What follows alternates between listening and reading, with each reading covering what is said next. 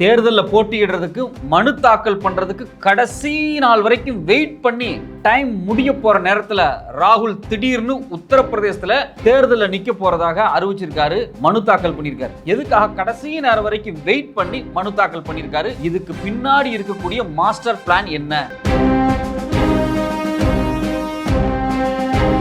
கடந்த மார்ச் மாசம் 3ஆம் தேதி டெல்லியில பிரதமர் மோடி ஒரு கூட்டம் போட்டு பேசும்போது தேர்தல் பிரச்சாரத்துல எல்லாரும் கவனமா இருங்க, அவசரப்பட்டு வாய் விடாதீங்க, ரொம்ப ரொம்ப ரொம்ப கவனமா பேசுங்க, இந்தியாவோட வளர்ச்சி குறித்து பேசுங்க அப்படின்னு சொன்னாரு. ஆனா ஏப்ரல் 5ஆம் தேதி ராகுல் காந்தி கொடுத்த ஒரு ஷாக் ட்ரீட்மெண்ட், அந்த ஷாக் ட்ரீட்மெண்ட்டுக்கு பிறகு மோடியினுடைய உண்மையான முகம் வெளியே வந்து தொடர்ச்சியா மதத்தை பத்தி பேசி முஸ்லிம்களை ரொம்ப கொச்சப்படுத்துற மாதிரி, மத கலவரத்தை தூண்டுற மாதிரி பேசிட்டே இருக்காரு. ஏப்ரல் 5ஆம் தேதி ராகுல் காந்தி கொடுத்த ஷாக் என்ன? எதுக்காக பிரதமர் மோடி இவ்வளவு தூரம் பதட்டமானாரு? ஏப்ரல் 5க்கு பிறகு இப்போ ஒரு ஷாக் ட்ரீட்மெண்ட் ராகுல் கொடுத்திருக்காரு.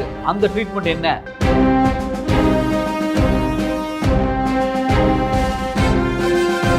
24 மணி நேரத்துக்குள்ள தேர்தல் ஆணையர் தன்னோட வேலையை ரிசைன் பண்ணிட்டு வெளியே போயிட்டார். எனக்கு இந்த தேர்தல் ஆணையர் பொறுப்பே வேண்டாண்டா அப்படின்னு சொல்லிட்டார். அதுக்கு மிக முக்கியமான காரணம் என்ன அப்படின்னா, மோடி மீது அவர் வைத்த ஒரு குற்றச்சாட்டு தான். அந்த குற்றச்சாட்டு பெருசாயிடக்கூடாது அப்படிங்கிறதுக்காகவே தேர்தல் ஆணையருடைய மனைவி பழிவாங்கப்பட்டிருக்காங்க. அது குறித்து அவங்க டீட்டெயிலா ஒரு பத்திரிகையில பேசியிருக்காங்க. ஏன் தேர்தல் ஆணையர் ரிசைன் பண்ணாரு, அவர் மோடி மீது வைத்த குற்றச்சாட்டு என்ன, அவர் மனைவியை எதுக்காக பிஜேபி அரசாங்கம் கார்னர் பண்ணாங்க?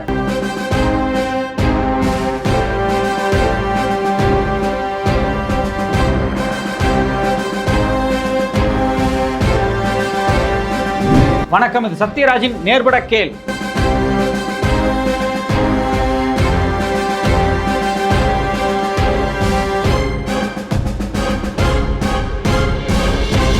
இந்தியாவில் இப்ப 2 கட்ட தேர்தல் முடிஞ்சிருச்சு. ஆனா இன்னும் 5 கட்ட தேர்தல் இருக்கு. குறிப்பா வட இந்தியால உத்தரப்பிரதேசம், பீகார், வெஸ்ட் பெங்கால், மகாராஷ்டிரா, மத்திய பிரதேசம், இது மாதிரி பாஜக தனக்கு சாதகமான மாநிலம், அதாவது அங்க நிறைய எம்பி சீட்டு கிடைக்கும் அப்படின்னு நினைச்சுக்கிட்டு இருந்தாங்க இல்லையா, அந்த மாநிலம் எல்லாமே பாத்தீங்க அப்படின்னா அடுத்தடுத்த தேர்தல்ல நிறைய தொகுதிகளில் போட்டி வரப்போகுது. அந்த மாநிலத்தில் வரக்கூடிய தேர்தல்ல பாஜகவுக்கு மிகப்பெரிய பின்னடைவு ஏற்பட போகுது அப்படின்னு தொடர்ச்சியா பத்திரிகைகளும் ஆய்வறிக்கைகளும் உளவு அமைப்புகளும் மோடிக்கு ரிப்போர்ட் கொடுத்துக்கிட்டே இருக்காங்க. இந்த சூழ்நிலையெல்லாம் பாத்தீங்கன்னா ராகுல் காந்தி உத்தரப்பிரதேசத்துல நேருக்கு நேரா போட்டியிட உறுதியாயிட்டார். ராகுல் காந்தி இதுக்கு முன்னாடி பாத்தீங்கன்னா கேரளால வயநாடு தொகுதியில் நின்னாரு. அப்ப மோடி என்ன சொன்னாரு, இந்தியாவின் கடைக்கோடி மூலையில, அதாவது இஸ்லாமிய மக்கள் அதிகமா இருக்கிற இடத்துல போய் இவர் எலெக்ஷன்ல நிக்கிறாரு, வட இந்தியால நிக்கிறதுக்கு இவருக்கு தைரியம் கிடையாது, அப்படி நின்னா அவர் தோத்து போயிருவாரு அப்படின்னு சொல்லி மோடி கிண்டல் அடிச்சிட்டு இருந்தாரு. இத மோடி மட்டும் கிண்டல் அடிக்கல, ஜெனரலா அரசியல் பேசக்கூடிய நிறைய பேர் என்ன சொன்னாங்க அப்படின்னா, ஏன் வடநாட்டுல போட்டி போடுறதுக்கு ராகுல் தயங்குறாரு அப்படின்னு சொல்லி திரும்ப திரும்ப கேள்வி முன் வச்சுட்டே இருந்தாங்க. ஆனா இப்ப பாத்தீங்க அப்படின்னா தேர்தல்ல மனு கொடுக்கிறதுக்கான கடைசி நாள் வரைக்கும் வெயிட் பண்ணி கடைசி நேரத்துல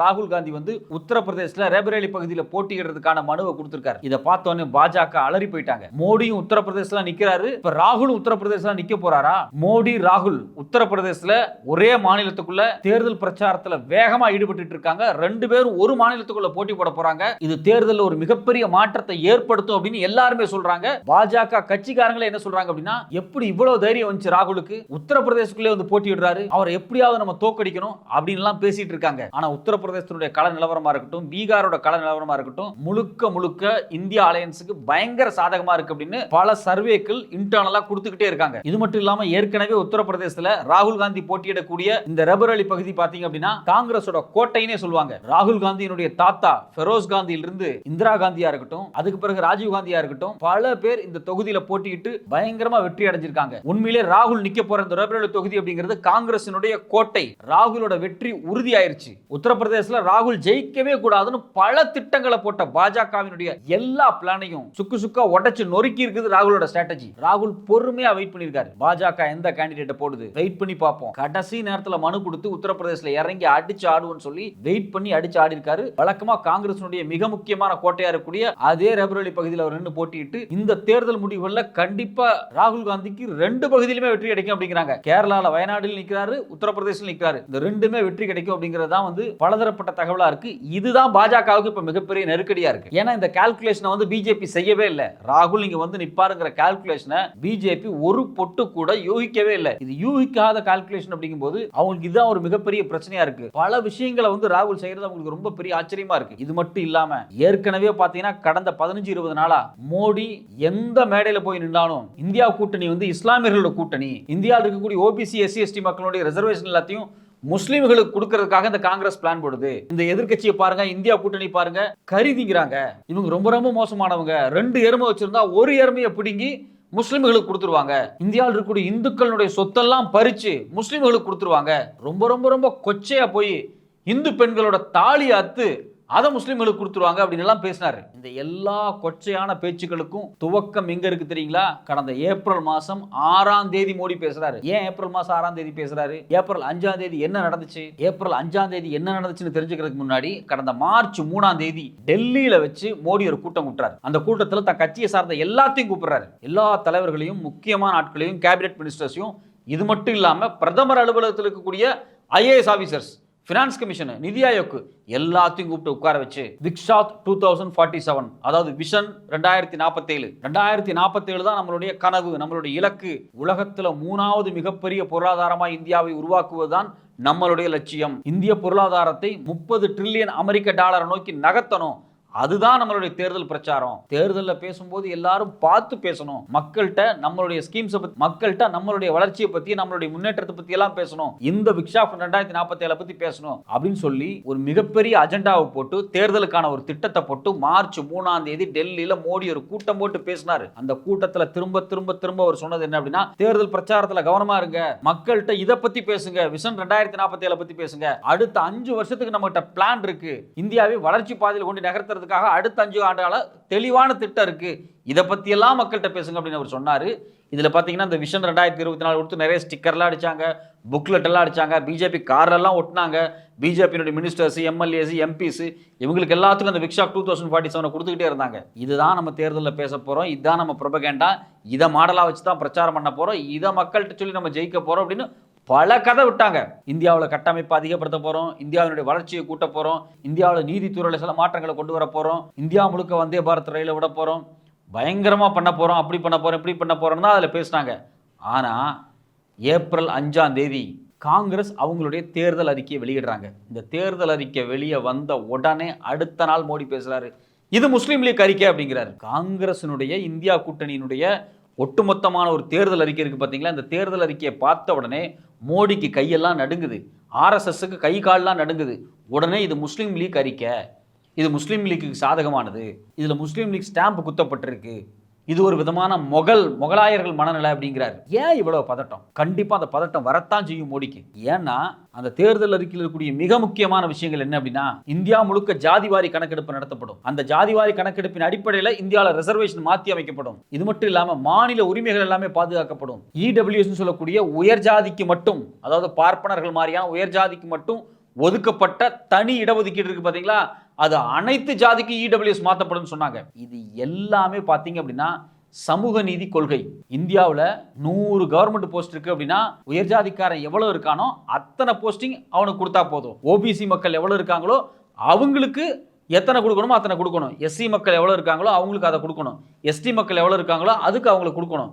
இப்படி ஒட்டுமொத்தமா இந்தியாவினுடைய அரசு பதவியா இருக்கட்டும், பிரதமர் அலுவலகமா இருக்கட்டும், பல்கலைக்கழகத்தில் பேராசிரியர்களா இருக்கட்டும், இல்ல போஸ்டல் டிபார்ட்மெண்டா இருக்கட்டும், ரயில்வேஸ் டிபார்ட்மெண்டா இருக்கட்டும், இப்படி எல்லா டிபார்ட்மெண்ட்லயும் ரிசர்வேஷனை ரொம்ப ஸ்ட்ரிக்டா ஃபாலோ பண்ணி OBC மக்களுக்கான உரிய பிரதிநிதித்துவம், SC ST மக்களுக்கான உரிய இடம், இது எல்லாத்தையும் கொடுக்கணும் அப்படிங்கிற நோக்கத்தின் அடிப்படையில் இது உருவாக்கப்பட்டிருக்கு.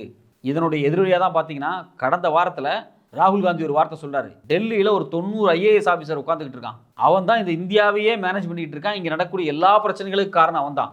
அந்த 90 IAS ஆபீசர்ல ஒரு 3% கூட, அதாவது ஒரு 3-4 பேர் கூட BC SC ST சார்ந்தவங்க இல்லை அப்படிங்கிறாங்க. அப்ப ராகுல் காந்தி என்ன தெளிவா சொல்றாரு அப்படின்னா, இந்தியாவை ஆட்சி பண்ணிட்டு இருக்கக்கூடிய அதிகார வர்க்கம் முழுக்க முழுக்க ஒரு குறிப்பிட்ட ஜாதியை சார்ந்ததா இருக்கு. இந்த குறிப்பிட்ட ஜாதியினுடைய கொள்கை இந்துத்துவா. இன்னும் வெளிப்படையா சொல்ல போனா இந்தியாவில் இருக்கக்கூடிய பிராமணர்களுடைய ஆழமான கொள்கை இந்துத்துவா. சனாதன தர்மம் சாதிய வர்ண கட்டமைப்பை பாதுகாக்கிறது. பிராமணர்களுடைய மேலாதிக்கத்தை, அதிகாரத்தை எப்பவுமே பாதுகாக்கிறதுக்காகவே இந்தியாவை ஒரு கட்டமைப்புக்குள்ள கொண்டு வர்றாங்க. இதை காலி பண்ற மாதிரி தான் சாதிவாரி கணக்கெடுப்பு நடத்தப்பட்டு ரிசர்வேஷன் 50% இப்ப இருக்கு. அதை லிஃப்ட் பண்ணி எவ்வளவு மக்கள் இருக்காங்களோ அதுக்கேற்ற மாதிரி ரிசர்வேஷனை மாத்திர ஐடியாக்களை காங்கிரசினுடைய தேர்தல் அறிக்கையில முன்வைக்கப்பட்டிருக்கு. இதை பார்த்து மோடி பயப்படுறாரு. ஏன் பயப்படுறாரு? காலங்காலமா நம்மெல்லாம் இந்துக்கள்னு சொல்லி எல்லாத்தையும் போலரைஸ் பண்ணி, அதாவது எல்லா இந்துக்களையும் முஸ்லிம்களை மட்டுமே காட்டி காட்டி மிரட்டி ஒன்றிணைச்சு ஆட்சி அதிகாரத்துக்கு வந்து எல்லா இந்துக்களுக்கும் எல்லா அதிகாரத்தையும் கொடுக்காம பிராமணர்கள் உயர் சாதியினர், இவங்க மட்டுமே அதிகாரத்தில் உட்கார்ந்துக்கிட்டு அவங்களுக்கு தேவையான எல்லா பாலிசிகளையும் பொருளாதார கொள்கைகளையும் குறிப்பாக மார்வாடி பொருளாதாரத்துக்கான கொள்கைகளை உருவாக்கிட்டு இருக்காங்க அப்படிங்கிறது தான் யதார்த்தமான உண்மை. அங்கே பாருங்க முஸ்லீம் இருக்கான், இங்கே பாருங்க முஸ்லீம் இருக்கான், நாமெல்லாம் இந்துக்கள்லாம் ஒன்றா இருக்கணும்னு சொல்லிட்டு எல்லா இந்துக்களையும் ஒன்றா திரட்டிட்டு போய் உட்காந்து அதிகாரத்தை தன் கையில் வச்சுக்கிறது. அதை யாருன்னா அந்த குறிப்பிட்ட உயர் ஜாதி மட்டும். இதைத்தான் ராகுல் யோசிக்கிறாரு. இந்துக்களே ஒன்று சேருன்னு சொல்லிட்டு குறிப்பிட்ட ஜாதி மட்டும் அதிகாரமா இருக்கு, அதிகாரம் எல்லா ஜாதிக்கும் பகிர்ந்து கொடுக்கப்படணும் அப்படிங்கிறதுக்காக தான் அவர் இந்த திட்டத்தை கொண்டு வந்து முன்வைக்கிறாரு. இதை பார்த்தோன்னே தான் மோடி RSS நினைக்கிறாங்க. இப்படி சாதிவாரி கணக்கெடுப்பு நடத்தப்பட்டு ரிசர்வேஷன் 50% தாண்டி ஒதுக்கப்பட்டுச்சு அப்படின்னா இனிமேல் இந்துக்களே வாங்கன்னு சொல்லி நம்ம போலரைஸ் பண்ண முடியாது, இந்துக்களை வச்சு நம்ம அரசியல் பண்ண முடியாது. இந்துத்துவ அரசியல் ஒட்டுமொத்தமாக ஒரு முட்டுச்சந்துக்கு வந்து நிற்க போகுது. அதுக்கு மிக முக்கியமான காரணமே காங்கிரஸினுடைய இந்த தேர்தல் அறிக்கை தான் அப்படிங்கிறத ரொம்ப ரொம்ப ரொம்ப ரொம்ப கவனமாக புரிஞ்சுக்கிட்டது யாருன்னா பாஜக தான். காங்கிரஸ் தரப்பில் இருக்கிறவங்களோ இல்லை மற்ற தரப்பில் இருக்கிறவங்களோ காங்கிரஸினுடைய தேர்தல் அறிக்கையை புரிஞ்சுக்கிட்டாங்களா என்னன்னு தெரியாது. ஆனால் RSS, இந்துத்துவா, மோடி, அமித்ஷா, மோகன் பகவத், VHP இவங்களுக்கெல்லாம் தெளிவாக தெரிஞ்சிருச்சு, எதிர்காலத்தில் இந்த தேர்தல் அறிக்கை நடைமுறைப்படுத்தப்பட்டுச்சுன்னா நமக்கு அரசியல் கிடையாது. ராமர் கோயிலை வச்சோ ராமனை வச்சோ இந்துத்துவாங்க வச்சோ நமக்கு அரசியலே கிடையாது. இப்போ இருக்கிற மாதிரி வலுவாக நம்மளால் நிற்கவே முடியாது, பலவீனமான அரசியலை தான் நடத்தணும் அப்படின்னு அவங்களுக்கு தெரியும். அதனால தான் இவ்வளவு பதட்டப்பட்டாங்க. கரெக்டாக ஏப்ரல் 5ஆம் தேதி காங்கிரஸ் தேர்தல் அறிக்கை விட்டதுலேருந்து ஏப்ரல் 6ஆம் தேதியிலிருந்து மோடி ஆரம்பிச்சிட்டார். இவங்கெல்லாம் ராமருக்கு எதிரானவங்க, ராமர் கோயில் கட்டுறப்ப இவங்கெல்லாம் வரல, ராமருக்கு நாங்கள் கும்பாபிஷேகம் நடத்தினப்ப இவங்கெல்லாம் வரல, இவங்கள பாருங்க நவராத்திரி அப்போ கறி சாப்பிட்றாங்க, இவங்கெல்லாம் வந்து இந்து விரோதிகள், இவங்கெல்லாம் முகலாயர் மனநிலையில் இருக்காங்க, இந்த முகலாயர்கள் யாருன்னா இந்தியாவில் வந்து கோயில்களாக இடிச்சாங்க, இப்படின்னு தொடர்ச்சியாக பேச ஆரம்பித்தார். அதில் குறிப்பாக பார்த்தீங்கன்னா ஏப்ரல் 19ஆம் தேதி முதல் கட்ட தேர்தல் நடந்துச்சு. அதில் தமிழ்நாட்டுக்கும் தேர்தல் நடந்துச்சு. இந்த முதல் கட்ட தேர்தல் நடந்து 5 மணி நேரம் தான் இன்டெலிஜென்ஸ் ரிப்போர்ட் மோடிக்கு கொடுக்கப்படுது. சார் கதை முடிஞ்சிருச்சு, முதல் கட்ட தேர்தல் உங்களுக்கு சாதகமாகவே இல்லை, பாஜக ஜெயிக்கிறதுக்கு வாய்ப்பு இல்லை. இதை தெரிஞ்ச உடனே இன்னும் அவருக்கு பதட்டமாகுது. அதுக்கு பிறகுதான் பார்த்தீங்கன்னா உச்சபட்சமாக பேச ஆரம்பிக்கிறார். அப்போ முதல்ல காங்கிரஸினுடைய தேர்தல் அறிக்கையை கண்டு பயந்தார். ரெண்டாவது இந்தியாவினுடைய முதல் கட்ட தேர்தல் அறிக்கையினுடைய ரிசல்ட் அவருக்கு கொடுக்கப்பட்ட உடனே பயங்கரமா பயந்துட்டார், கண்டிப்பா பாஜக ஜெயிக்காது அப்படின்னு. அப்ப எப்படியாவது ஜெயிக்கணும், இங்க இருக்கக்கூடிய குறிப்பா வட இந்தியாவில் இருக்கக்கூடிய இந்துக்களை முஸ்லிம்களை காட்டி தெரு தெருவா பிரச்சாரம் பண்ணி இந்துக்களை போலரைஸ் பண்ணி எப்படியாவது ஓட்டை வாங்கிடணும் அப்படிங்கிறதுக்காக தெரு தெருவா இறங்கி முஸ்லிம்களை ரொம்ப ரொம்ப ரொம்ப கேவலமாக பேசியிருக்காரு. நேற்றுக்கு பார்த்தீங்கன்னா வெஸ்ட் பெங்காலில் பேசும்போது ஜிகாதிகளுடைய ஓட்டு வாங்குறதுக்காக காங்கிரஸ் முயற்சிக்குது அப்படிங்கிறாரு. யாரை ஜிகாதின்னு அவர் சொல்கிறார்? ஒட்டுமொத்த இஸ்லாமிய மக்களையும் அவமானப்படுத்தக்கூடிய செயல் இது. இது மட்டும் இல்லாமல் காங்கிரஸ் தேர்தல் அறிக்கையில் எதெல்லாம் சொல்லப்படலையோ அதெல்லாம் சொல்லப்பட்டது மாதிரி திரும்ப திரும்ப திரும்ப திரும்ப போய் பேசுறாங்க. இதை மோடி மட்டும் செய்யல, அமித்ஷா செய்யறாரு, ராஜ்நாத் சிங் செய்யறாரு, நட்டா செய்யறாரு, எல்லாரும் செய்யறாங்க. காங்கிரஸினுடைய தேர்தல் அறிக்கையில் சொல்லப்படாத விஷயங்கள் எல்லாத்தையும் பட்டியல் போட்டுக்கிட்டு இதெல்லாம் காங்கிரஸ் அறிக்கையில் இருக்கு, இதெல்லாம் காங்கிரஸ்ல அறிக்கை இருக்குன்னு பொய்யா சொல்றதுக்கு காரணமே என்னன்னா காங்கிரஸ் தேர்தல் அறிக்கையில என்ன இருக்கு அப்படிங்கிறத இவங்க அதை தெரிஞ்சுக்க கூடாதுன்னு நினைக்கிறாங்க. இந்த மனநிலையிலே பார்த்தீங்க அப்படின்னா தொடர்ச்சியாக அந்த பிரச்சாரத்தை அவங்க பண்ணிட்டு இருக்காங்க. ஆனால் இது எதுவுமே இப்போ களத்தில் எடுபடலை. குறிப்பாக வட இந்தியாவில் பார்த்தீங்கன்னா 2ஆம் கட்ட தேர்தல் முடிஞ்ச உடனே மறுபடியும் ஒரு இன்டெலிஜென்ஸ் ரிப்போர்ட் போயிருக்கு. அதுலேயும் பாஜகவுக்கு சாதகமாக இல்லை.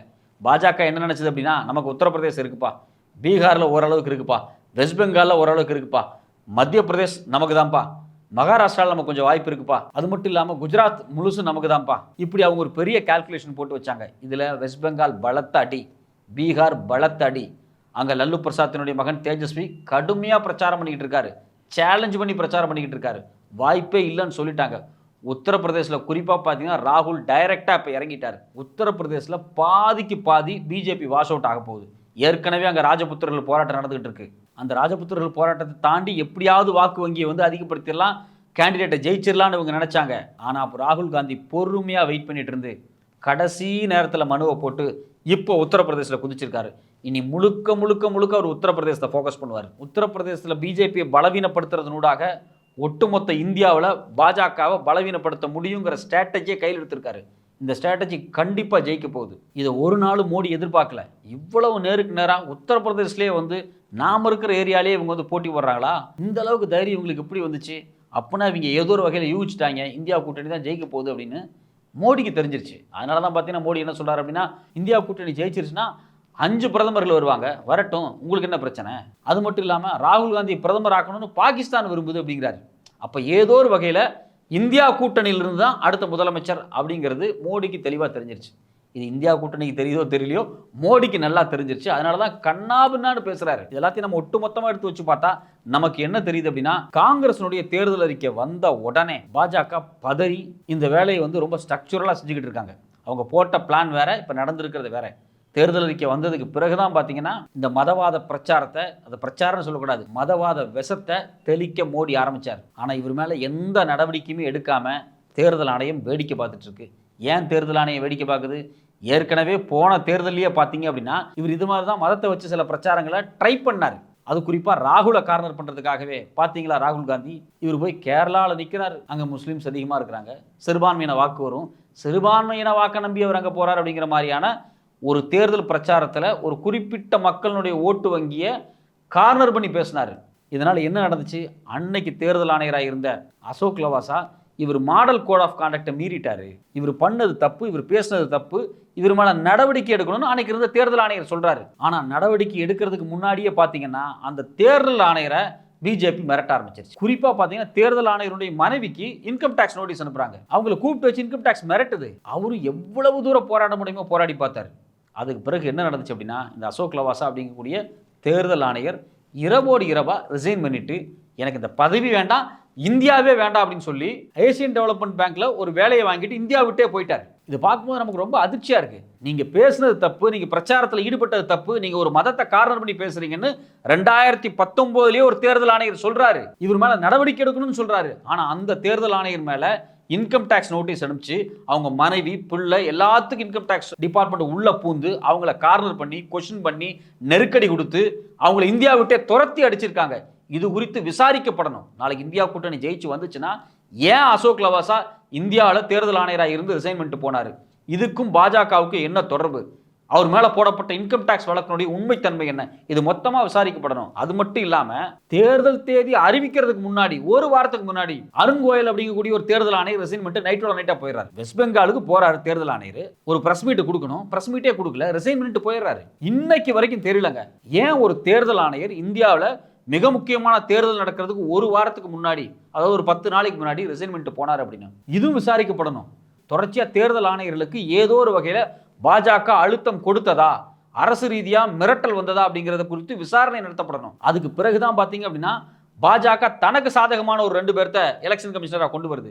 இவங்க எலெக்ஷன் கமிஷனரா வந்த அடுத்த நாளே தேர்தல் தேதி அறிவிக்கிறாங்க. நமக்கு இதில் அடிப்படையாக வரக்கூடிய கேள்வி என்னன்னா, 3 தேர்தல் ஆணையர் இருக்கணும். ஆனா பாத்தீங்கன்னா ஒரு தேர்தல் ஆணையர் தான் இருந்தாரு. ஏன்னா ஏற்கனவே ஒருத்தர் வந்து ரிசைன் பண்ணிட்டு போயிட்டாரு, ஒருத்தர் ரிட்டையர்ட் ஆகி போயிட்டாரு. அப்ப காலியா இருந்த இடம் திடீர்னு 2 தேர்தல் ஆணையர் வந்த உடனே அடுத்த நாளே எப்படி தேர்தல் தேதி அறிவிக்க முடியும்? அவ தேர்தல் தேதியை ப்ரிப்பேர் பண்ணி கொடுத்தது யார்? இது இயல்பான ஒரு கேள்வி தானே. அப்ப தேர்தல் தேதி அப்படிங்கிறது பல மாசத்துக்கு முன்னாடியே யாரோ ஏதோ ஒரு குழு உட்கார்ந்து தயாரிச்சு கொடுத்திருக்கு. அதை புதுசா வந்த தேர்தல் ஆணையர்கள் படிச்சு காமிச்சிருக்காங்க. அப்ப ஏதோ ஒரு வகையில் இந்த தேர்தல் ஆணையர்கள் பாஜகவுக்கு உரிய ஆட்கள் தான் நம்ம எடுத்துக்கணும். அதனாலதான் பாத்தீங்கன்னா கடந்த ஏப்ரல் 6ஆம் தேதியிலிருந்து இன்னைக்கு வரைக்கும் மோடி இவ்வளவு கொச்சையா பேசிக்கிட்டு இருக்காரு.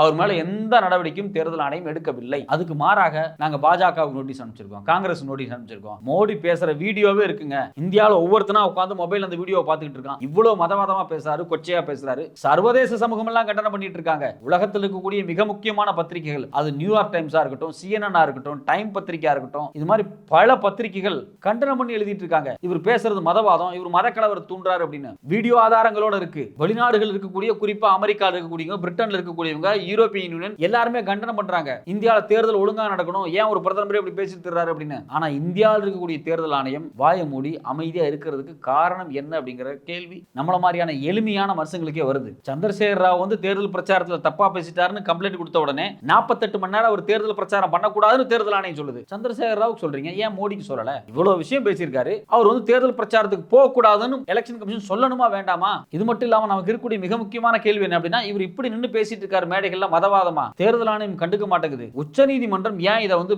சீரியஸான விஷயமா எடுத்துக்கல? உச்சநீதிமன்றம் நேரடியா தலையிட்டு மோடி பேசுறத நிறுத்த சொல்லுமா சொல்லாதா அப்படிங்கிற கேள்விதான் நமக்கு எல்லாம் வந்திருக்கு.